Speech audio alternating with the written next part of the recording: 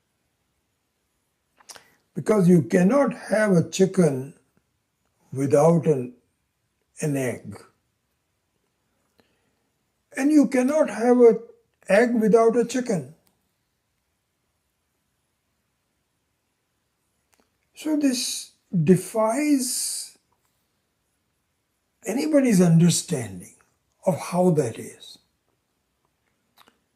So what is explained is that the entire creation is in the form of seeds and its fructification, which develops more seeds, fructification. And you cannot see that there is a beginning of the time. So for example, you can say, at first there was nothing. This is exactly what the problem of the modern day scientist is, that you have a Big Bang. Before the Big Bang, what was there before the Big Bang? Anyway, it doesn't matter. But there is a Big Bang, and that created the whole creation. Stupidity of the highest order. You'll never be able to solve it.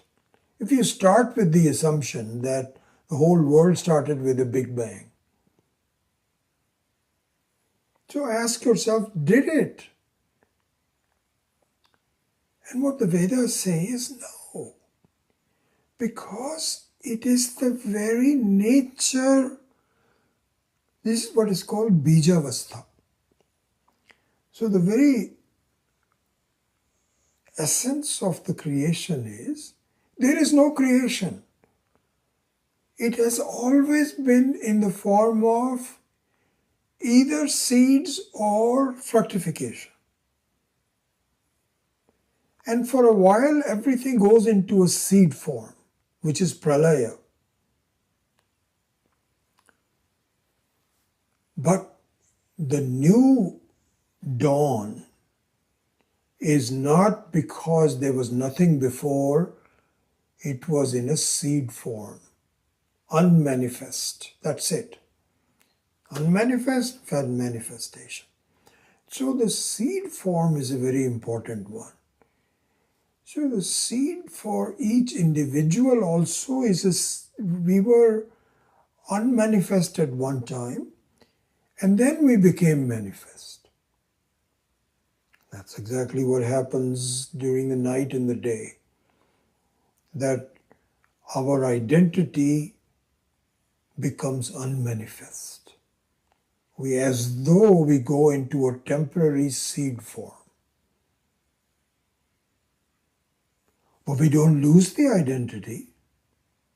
The seed has all of the details. This is the famous example of the teacher and the student. The student says, I don't see this whole thing about identity, manifestation and so on and so forth. So the teacher says, okay, do this.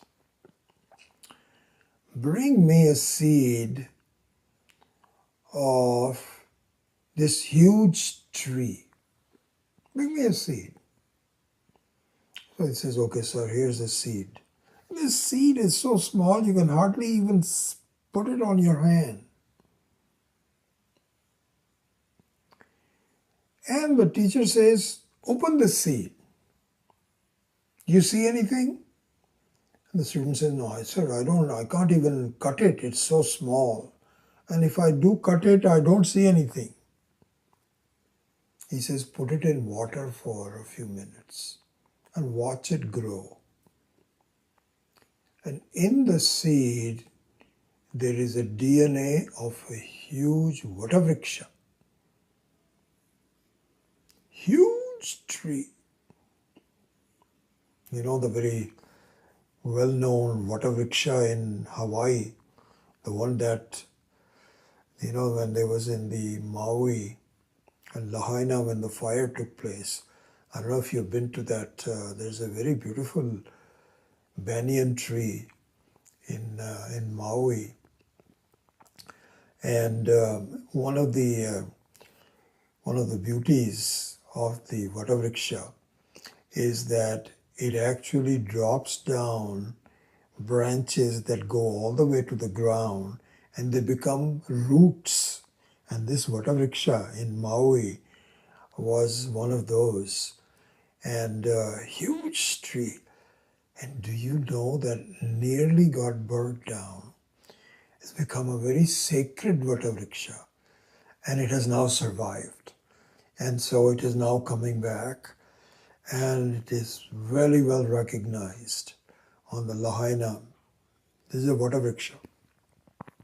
So the teacher says, listen, there was unmanifested. That doesn't mean that it was not there. So the whole creation is in a seed. And so going back to the fact that you think that you don't have the experience of creating this whole thing yourself, you do. Everyone has the previous data, the vasanas, to create this whole thing. So anyway, the graduate level Vedanta is, which we have to really think about and so on. But we're going to proceed along those lines, and hopefully you can at least give it some thought. Most of us, we cannot quite understand it, but that is what we need to do. And that is that this identity during waking state, which I provisionally accept as a movie, not only should be seen as a movie that has been externally produced, it is in fact like a dream which is produced by yourself. And of course it means that it is a false identity. Like in a dream, you give yourself a false identity with both Bahishpragyam and Antavpragyam. And we will see the rest of one of these days. We're going to come to the verse. We haven't even come to that yet. This is still, I mean, we're discussing it, but we are at the edges of it. So, so what it says is that, really speaking, this is a self-imposed false identity, adhyaropa. This is an adhyaropa. And of course, my question then becomes, okay, I'm following you, but I don't understand what my real identity is. Because until I understand my real identity, I cannot understand the falsity of my current identity. Very reasonable, absolutely. So this is where the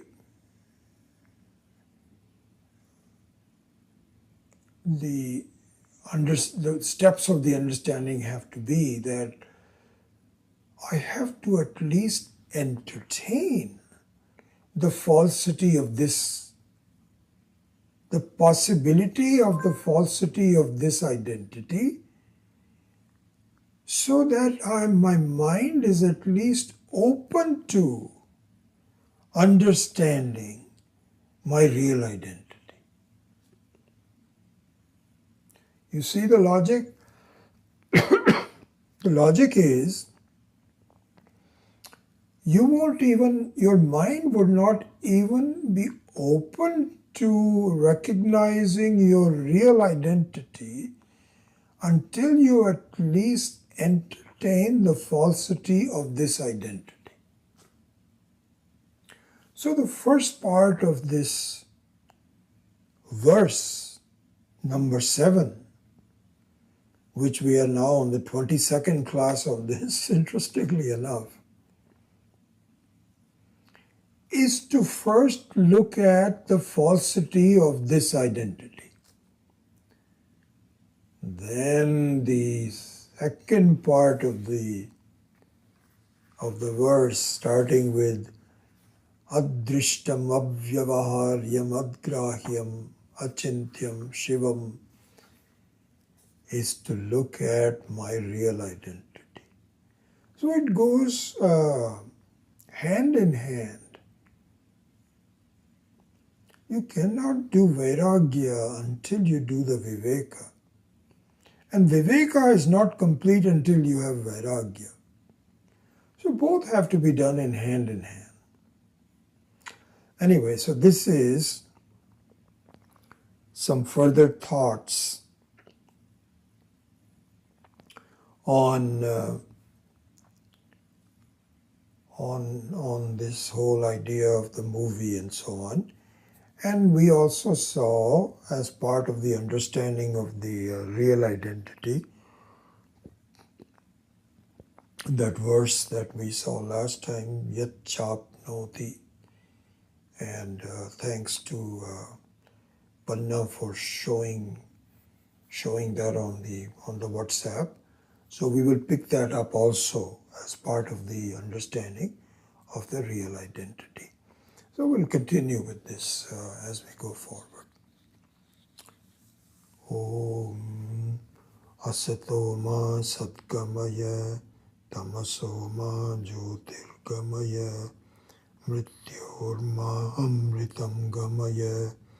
Om Purnamadav Purnamidam Purnat Purnamudachyate Purnasya Purnamadaya Purnamevavashishyate. Om Shanti Shanti Shanti. Harihi Om Shri Gurubhyo Namaha.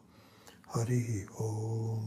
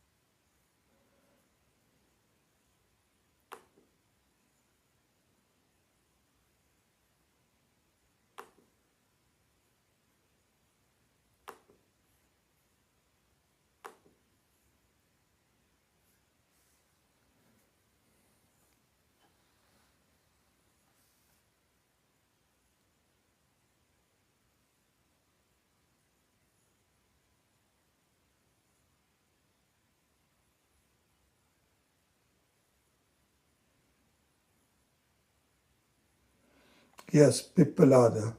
Thank you, Savarna.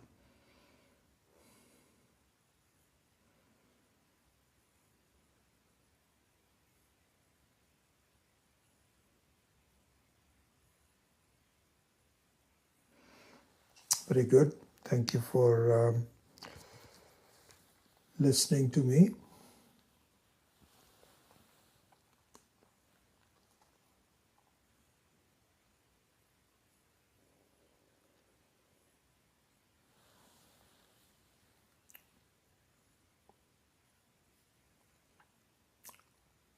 All right, we'll continue this next week.